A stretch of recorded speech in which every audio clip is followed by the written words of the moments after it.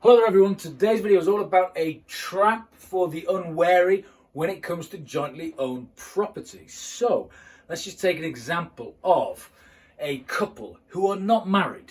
Okay, so Mr. X and Miss Y, and they're not in a marriage or a civil partnership, they're just partners and they decide to buy a property together. So when this happens, this property, so let's say it's buy-to-let property. We're not talking about their main residence. We're talking about the income and how it's taxed derived from this buy-to-let property. So strictly speaking, let's get the terms right. They own this property as what we call tenants in common. Okay? And basically, let's just say they're getting a few quid in rental income every month on this buy-to-let property and expenses, and they're going to have profit at the end of the year.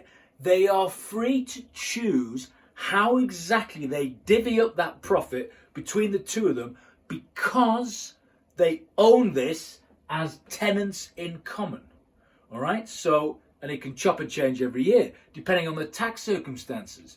You know, one of the couple could be earning just over 50 grand, say, one could be under. So they might say, well, let's move some move some profit here so that one of us gets taxed more than the other one, so that, you know, we can reduce the burden of higher rate tax, for example, so that they're both just under the basic rate, higher rate threshold. So there's flexibility. They can choose how to allocate the profits between the two of them. Now, let's just assume their courtship has gone very well, and fast forward down the line and they get married. So same two individuals.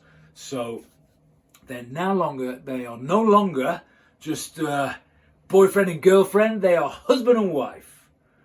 Okay, so what does that do to the tax status on that rental income from the buy-to-let property? Well, here's the catch. So now, again, coming back to some technical terms, that same property that they used to own as tenants in common under property law, they now own as joint tenants. Okay? And there's a big difference, because in the tax world, when you own a property as a joint tenant, like a husband and wife do, the automatic default is that the income from that property is taxed 50-50.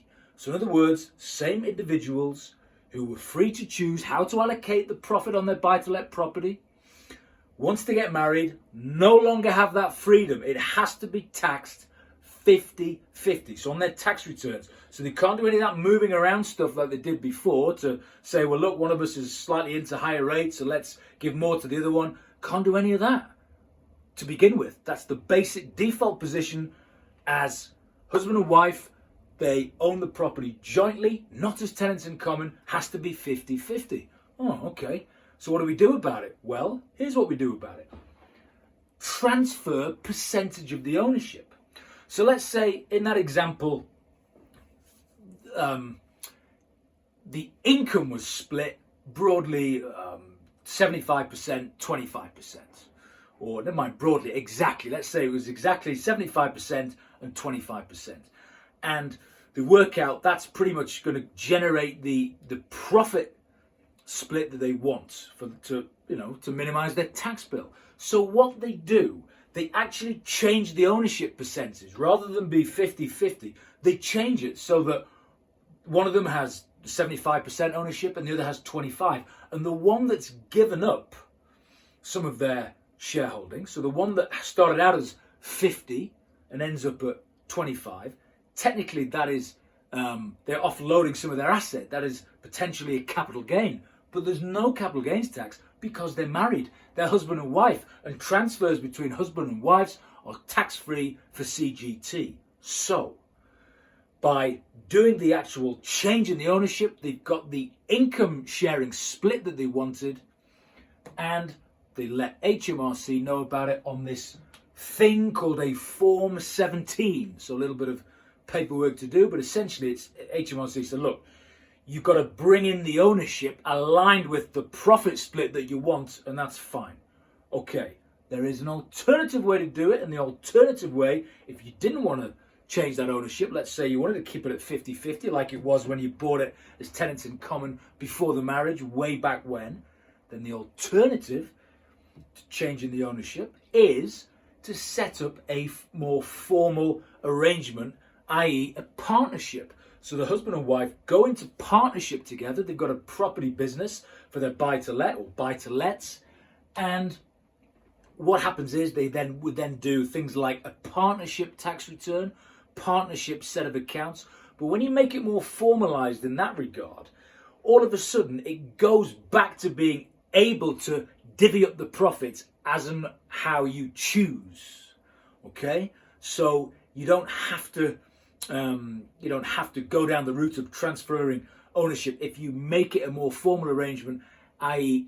as a partnership, registering with HMRC for self-assessment as a partnership, because the partnerships have separate tax returns to individuals, and filing partnership accounts or preparing for partnership accounts that get sent off to HMRC. So that's another way to do it. So just be careful, particularly if you're in the situation of being an unmarried couple that own property together, and you think, well, yes, we're going to just divvy up the income, the profit on that buy-to-let as and when we feel like.